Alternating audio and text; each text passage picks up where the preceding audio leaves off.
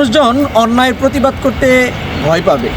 আসলে আমাদের এই সমাজে, বাংলাদেশের এই প্রেক্ষাপটে অন্যায়ের প্রতিবাদ করা উচিত না।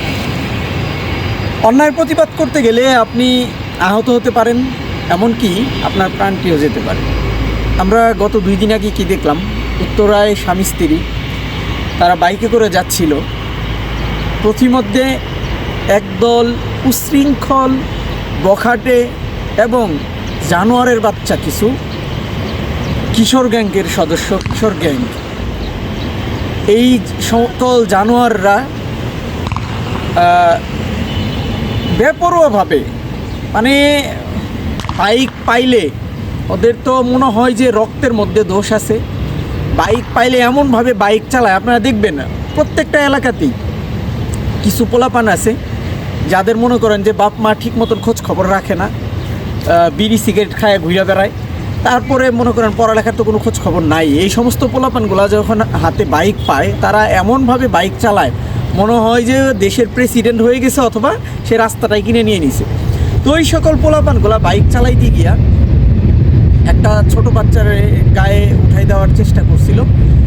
তো যাই হোক, সেই স্বামী স্ত্রী যখন সেই অন্যায়ের প্রতিবাদ করে, এক পর্যায়ে ওদের আরও কিছু বন্ধুবান্ধব, পীড়িতের বন্ধুবান্ধব থাকে না, যে এই সকল পীড়িতের বন্ধুবান্ধবদের ডাইকে নিয়ে এসে ধারালো অস্ত্র দিয়া কিন্তু তাদের গায়ে আঘাত করে। আপনারা কিন্তু ভিডিওটা দেখছেন সামাজিক যোগাযোগ মাধ্যমে, নিউজগুলোতে ইতিমধ্যে সেই ভিডিওটা ভাইরাল। তো ভিডিওতে দেখছেন যে মহিলা তার হাজব্যান্ডকে বাঁচানোর জন্য কী আকুতি মিনতিগুলো করেছেন, এবং তার হাজব্যান্ডকে বাঁচানোর জন্য তাদের হাতে পায়ে ধরেছে। যদিও তার সেই মহিলার গায়ে আঘাত করা হয়েছে এবং তার স্বামীকে কিন্তু এলোপাতাড়ি কুপানো হয়েছে। তো আমি সেই এলাকার স্থানীয় জনগণ, সেই এলাকার স্থানীয় লোকদেরকে কিন্তু ধন্যবাদ জানাতে চাই এই কারণে যে যদিও 2 জন বখাটেকে ধরে গণপিটুনি দিয়েছে, কিন্তু আমার মনে হয় যে গণপিটুনিটা কম হয়ে গেছে।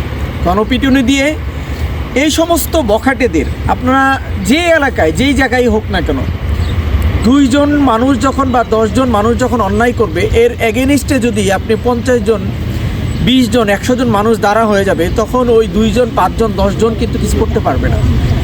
তো সব জায়গায় এই সমস্ত বখাটেদের শুধু গণধুলাই না, আমি মনে করি গণধুলাই দিয়ে কোনো আইনের হাতে না তুলে দিয়ে তাদেরকে জনগণের আইনে তাৎক্ষণিক বিচার করা, অর্থাৎ গণধুলাই দিয়ে একদম দুনিয়া থেকে দুনিয়ায় তাদের আর থাকার দরকারই নাই, তাদের একদম গণধুলাই দিয়ে মেরে ফেলা। এই সমস্ত বখাটেদের, এই সমস্ত জানোয়ারের বাচ্চাদের এই সমাজে বেঁচে থাকার কোনো অধিকার নাই। আপনি চিন্তা করেন, স্বামী স্ত্রী যাচ্ছে, স্বামী স্ত্রী থাকা অবস্থায় তাদের কোনো নিরাপত্তা নাই। আর ভাই, নিরাপদ কোথায়? আমি এই দেশের নাগরিক হয়ে কোথায় নিরাপদ? আমার চোখের সামনে একজন মানুষ অন্যায় করবে, আমি কি এটার প্রতিবাদ করতে পারবো না? আর আমি অন্যায়ের প্রতিবাদ করলেই আমার উপর আক্রমণ করবে, কি মগের মুল্লুক? কি মগের মুল্লুক নাকি? এটা আসলেই আমাদের দেশটা এখন মগের মুল্লুক হয়ে গেছে। আমি মনে করি সচেতন মানুষ, আমরা সচেতন নাগরিক যারা, আমাদের উচিত এই সমস্ত অন্যায়ের বিরুদ্ধে সোচ্চার হওয়া এবং যার অবস্থান থেকে যে এলাকায় এই সমস্ত বখাটেদের আপনারা একদম গণধুলাই দিয়ে তাদের এই এলাকা থেকে বের করে দিবেন, সমাজ থেকে বিতাড়িত করে দিবেন। ধন্যবাদ, সবাই ভালো।